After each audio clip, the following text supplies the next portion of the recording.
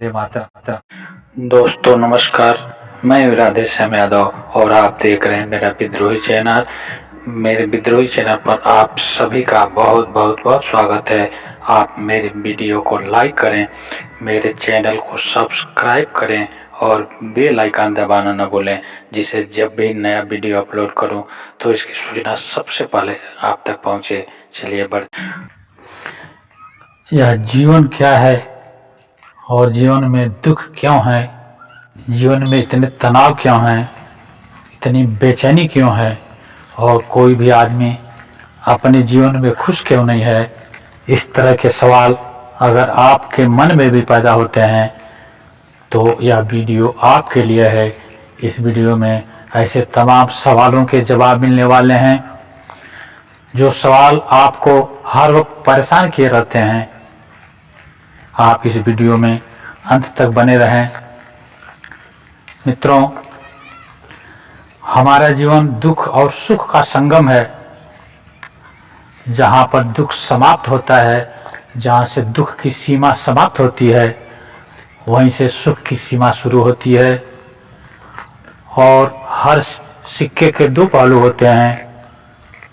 उसी तरह से हमारे जीवन के भी दो पहलू हैं, सुख और दुख। दोनों से ही जीवन बैलेंस रहता है। आज तक दुनिया में ऐसा कोई भी व्यक्ति पैदा नहीं हो सका जिसके जीवन में दुख न आया हो या न आएगा। फर्क सिर्फ इतना है, किसी को शुरू में दुख मिल जाता है, किसी को बीच में मिलता है, जीवन के मध्य में मिलता है और किसी को जीवन के अंत में मिलता है। उसी प्रकार सुख भी है। सुख भी जीवन में जरूर आता है। प्रकृति के नियम शाश्वत हैं और जीवन इसी का नाम है। इसलिए दुख और सुख जीवन के दो पहलू हैं। दोनों से मिलकर ही हमारा जीवन बनता है। जैसे अंधकार और प्रकाश एक ही सिक्के के दो पहलू हैं।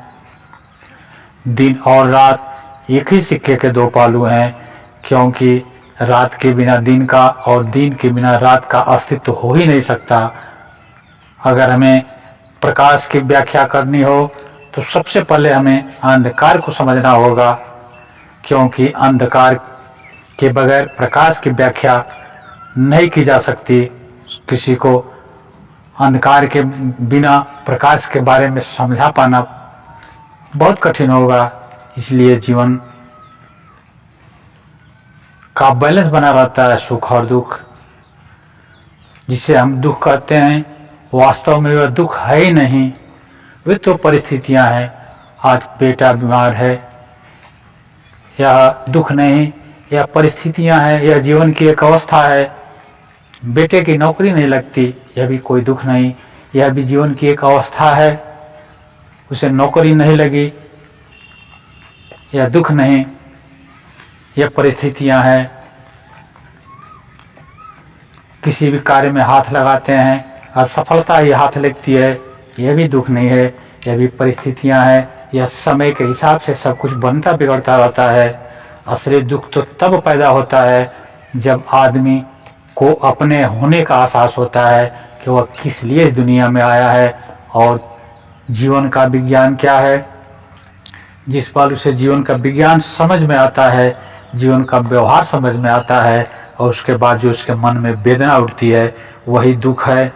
एक आदमी को नौकरी नहीं मिली, वह बेरोजगार है, उसकी आर्थिक स्थिति खराब है। मनुष्य आमतौर पर इसे दुख समझ लेता है, लेकिन यह दुख नहीं है, यह भी जीवन की एक अवस्था है।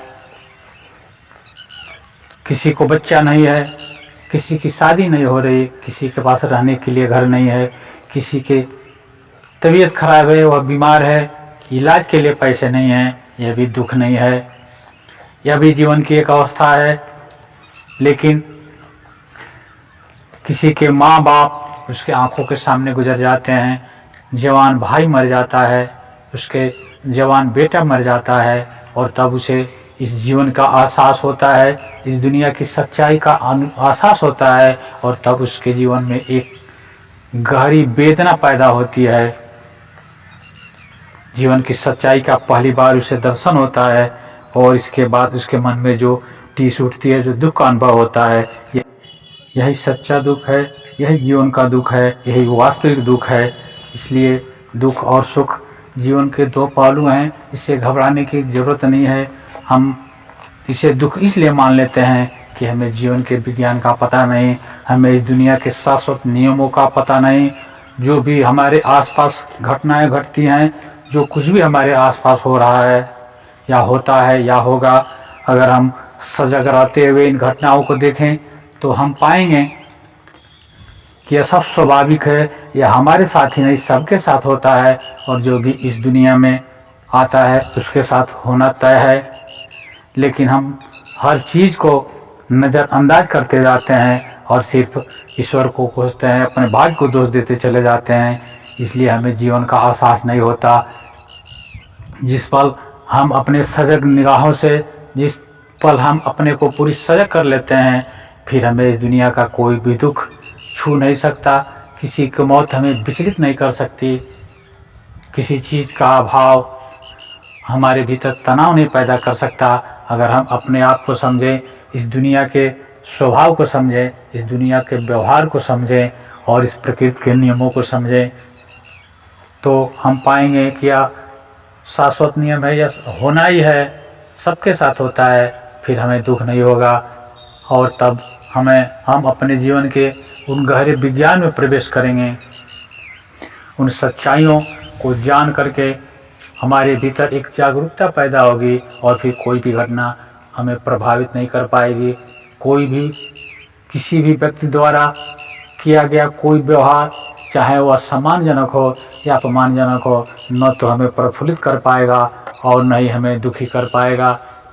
इसलिए जीवन में दुखी रहने के लिए आवश्यक है कि हम अपने आप को समझें, अपने भीतर हम उस स्थिरता को खोजें जो स्थिर है, जो जुगों जुगों से स्थिर है, जिसमें कोई बदलाव नहीं होता, जिसमें कोई तनाव नहीं पैदा होता, जिसमें कोई प्यास नहीं पैदा होती, जिसमें कोई चाह नहीं होती। और वह बिंदु हम सबके भीतर है।